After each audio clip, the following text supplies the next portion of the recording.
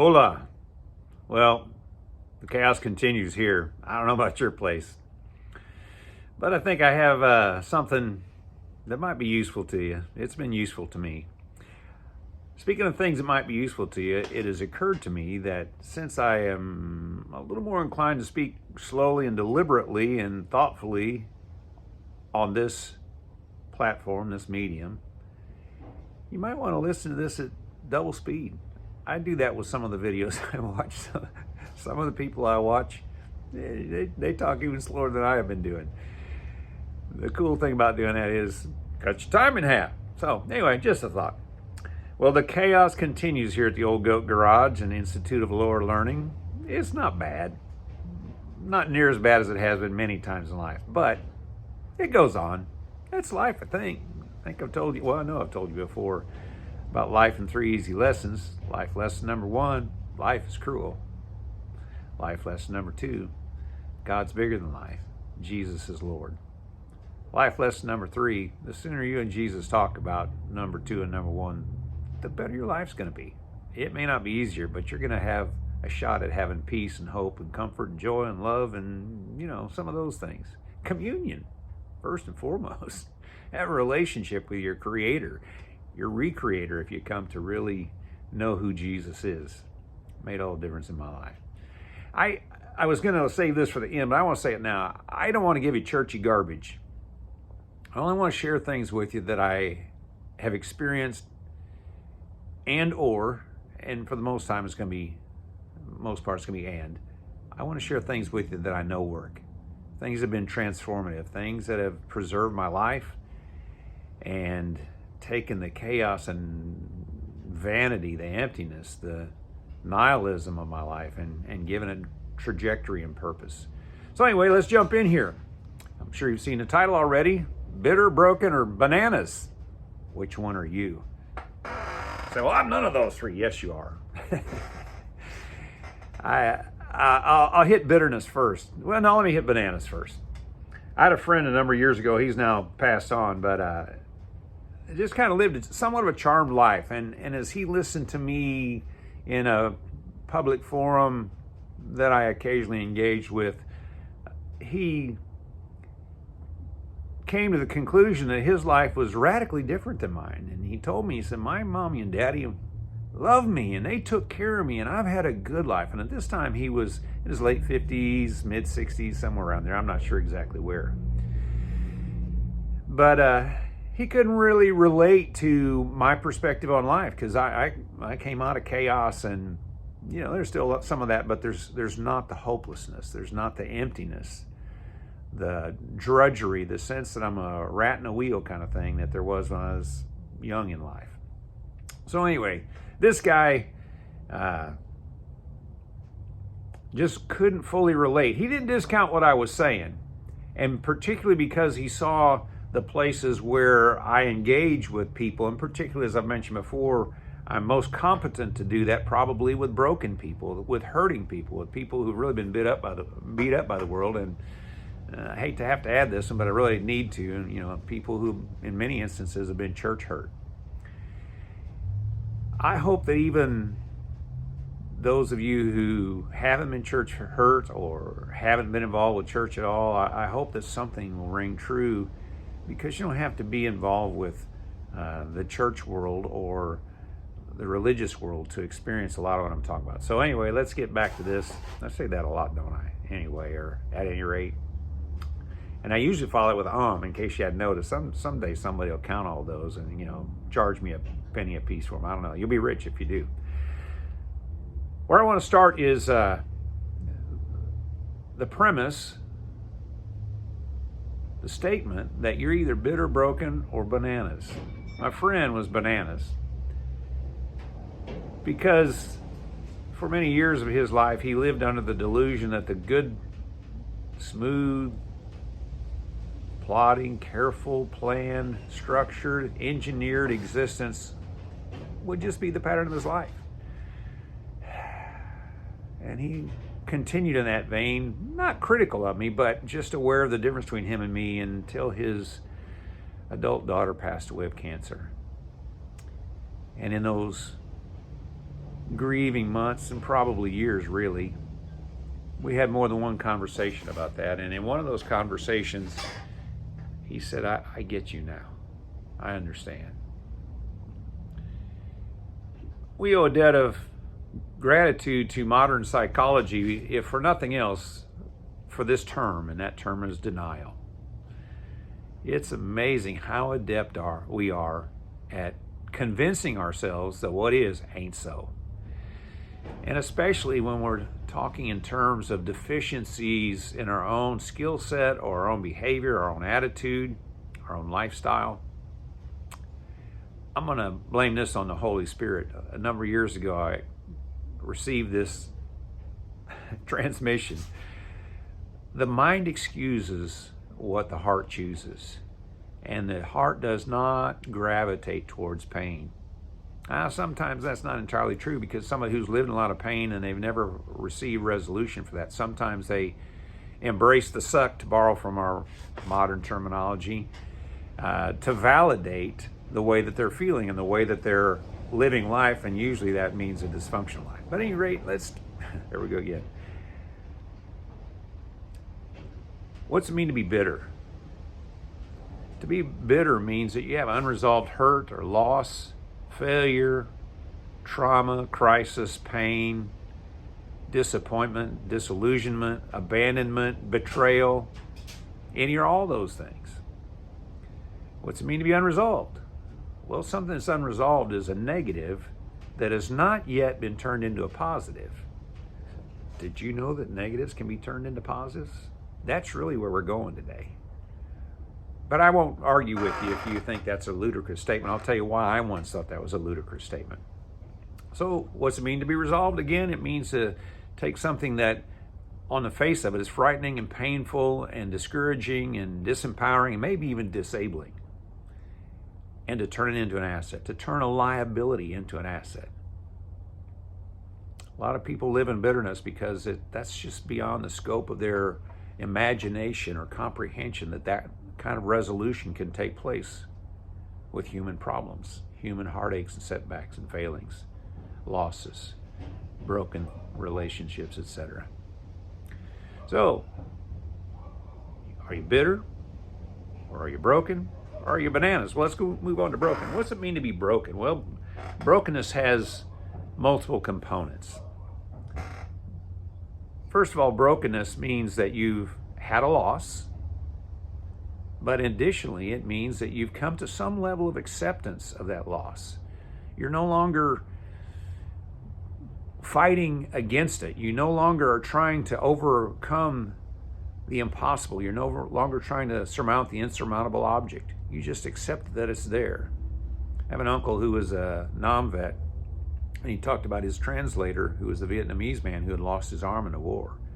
And he had a phrase in Vietnamese, and if I remember correctly, this is all I know of Vietnamese.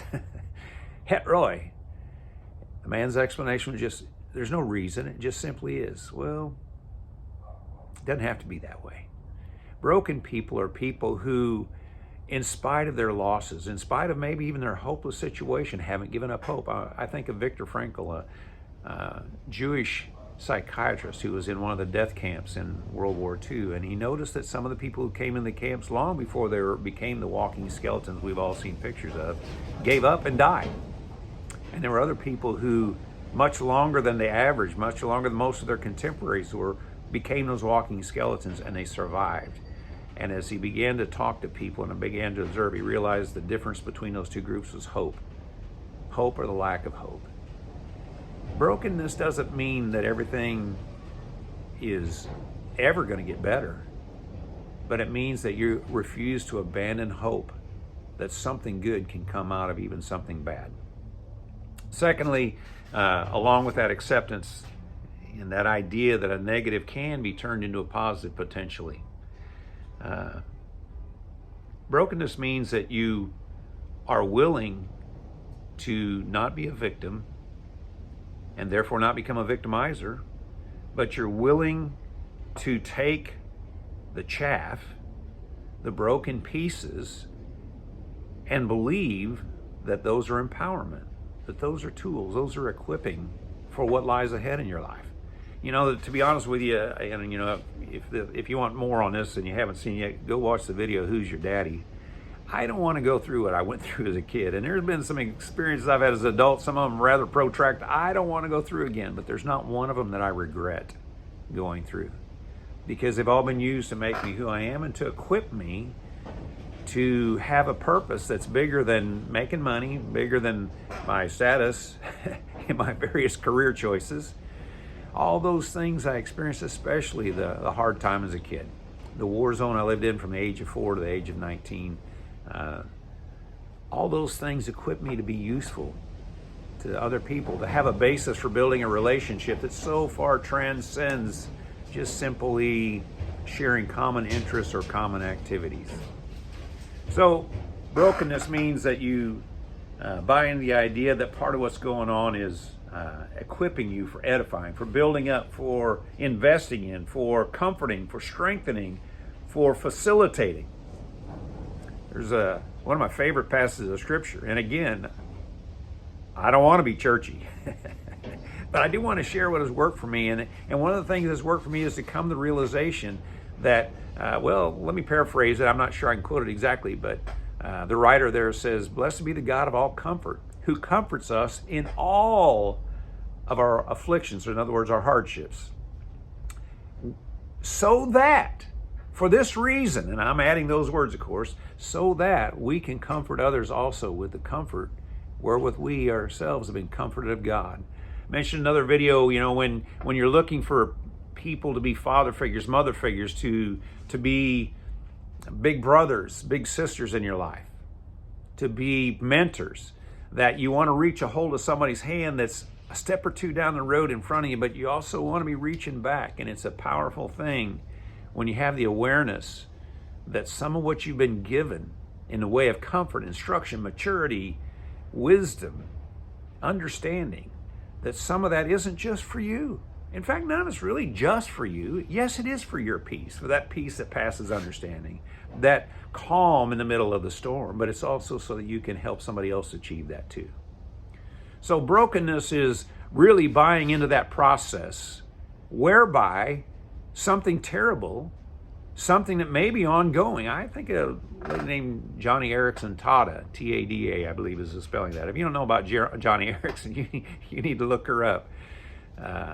She's lived as a quadriplegic for 40 plus years, I believe now. And man, the ministry that she has had and still has is phenomenal. Here's kind of where we begin to draw this all together. Have you ever heard the phrase, everything happens for a reason? Probably, if you lived here on this earth very long. There's a scriptural form of that, and here's, again, where I'm not churchy. I was exposed to this at the age of 15 when I came into an awareness of Jesus as a person. Not a religious figure, not an idol, not some distant deity, but I became aware of him as a person, and I was overwhelmed with a sense of his presence and his concern for me. Now, I'd heard about it all my life, pretty much. But because I didn't know, I saw that as something other than outside of his personhood, it never meant anything to me. It never had any impact in my life. But shortly after I came to know him, know him as a person, and wonderfully to know him as my recreator, my restorer, I was exposed to a passage of scripture that says, all things work together for good to them that love God, to them who are the called according to his purpose. And I thought that was the most ridiculous and ludicrous thing I'd ever heard. And it's kind of demoralizing to me, because I thought, if this is what the Bible has to say, then how can I take the Bible as truth? Because that's just not true in my life. Well, now I can look back, as I said a few moments ago, and say that though there are things I don't want to go through again, they work together for good. I would have no purpose in this life had it not been for what I went through as a kid, and other things as well, but just keep it simple. We'll refer to that. God has the capacity to turn negatives into positives, the difference between being bitter and being a victim and being hopeless and just living, insulating yourself from other people so they can't hurt you, building walls, making yourself an island. That and taking the very worst things that have ever happened to you and seeing those things become connections, links, ties, points of communion and understanding and convergence with other people and with your God. Man, that's transformative. It's invigorating, inspiring, uplifting. It brings resolution. Now, I will tell you that not everything in my life is resolved yet. Don't expect that to happen. For one thing, I'm still a jerk. I ran across something I wrote some time ago. I look back at my life and see what a mess it was. I wonder how long it'll be before I look back and see what a mess I am. Yeah, theoretically, I know I'm a mess. There's some specifics that I wrestle with that I know I'm a mess. This worked for me, though. What a comfort it was when I began to really buy into the idea. And it wasn't an intellectual choice, I assure you. But I began to buy into that voice of conscience I've mentioned before, which I've come to recognize as the voice of God speaking to my heart. Some people hear that voice, they have no idea there even is a God. And I would posit to those people that still small inner voice, while we can corrupt it, sometimes it's just putting the truth about who we are, what we are, where we're going. Man, that had a lot to do with me acquiring a conscience. One day I heard that little voice say, "You're dysfunctional." Now, the word that came to my mind at that time was, "You're a sinner." I had no argument for that. Yeah, my life was a train wreck. It was a downward spiral. I got a long ways to go to get upward, but I was definitely on a downward that's been arrested in large part, not completely, but by God's work in my life. So anyway, let me tell you this. You're either bananas like my friend was, and I'm not putting him down by any means, but you're still living in the bubble, and the bubble hadn't been popped yet, where you think that you can manage life and the life can be okay and you can work out all the details and you can kind of stay on top of things. Something is going to rock your world if not before. Right before you step through the doorway of death, you're going to discover that you were living in denial. I don't put you down by saying that. I urge you to take a look at the chaos around you and don't think you're exempt. You're not special. Oh, you're special, but not in that way. Don't be bananas. Don't be bitter. Embrace brokenness, and a big part of that is recognizing and acknowledging how helpless we are as human beings. We're broken in the sense that we're morally deficient. We've all got corruption inside of us. There are things that are bigger than us physically, emotionally, mentally. Man, you know, one of the arrogances of modern man and his science is that we think we've got it all figured out. There's more we don't know scientifically than we do know. And so much of what, and think about this for a moment, a lot of what we think of as scientific fact is still proclaimed as scientific theory because it is not and cannot be proven. But as long as we can convince ourselves it's fact, even if we can't prove it, that's good enough. It's not good enough. The big things in life, the relationality of human beings, isn't served by science. And unfortunately, most of the time, it's not served by psychology. What it's served by is an eagerness to uncover and discover the design purpose that our Creator had for us and to seek to let Him recreate that, His image in us. Anyway, I'm going to try to wrap this up. There we go. I think that's 3 or 4. It's at least 3, and there may be more that I've forgotten or didn't take note of. But you're going to live this life, bitter, broken, or bananas in denial. Especially if you're in the bitterness program. Let me illustrate. I'm going to back up so you can see a little bit more of my old hide. I like to say there's 2 ways to ride a roller coaster. You know, if you get on a roller coaster and they release the lever and that thing goes flying down the tracks, you're probably, if everything's been done right, you're going to wind up at your destination. But primarily, and I'm sure there are nuances and exceptions, but primarily you're going to ride that roller coaster in one of 2 ways. You're either going to be like this, or you're going to be like this. The roller coaster goes the same place, starts the same, stops the same. Might as well learn that. And the way you learn that is to dare to believe that the guy who designed the roller coaster, the guy who built the roller coaster, and the roller coaster is your life, in case you need help with that analogy, the guy who maintains and provides purpose to the roller coaster is bigger than you. He's bigger than me. His plans are infinite. He's the one who can equip you to move through this life regardless what's happened to you. And sometimes when people tell me their stories, it grieves me deeply. It causes, my eyeballs leak a little bit. But it's a comfort to me to know that in my own story and in the story of the people that I encounter, I can see the fingerprints of the Creator working to do something beautiful, to make something wonderful out of something terrible. So you can move through this life. You can ride the roller coaster with joy and hope and certainty of a destination, purpose while you're on the way. And that's what I wish for you. And that's why I started this channel. I don't want you to get churchy.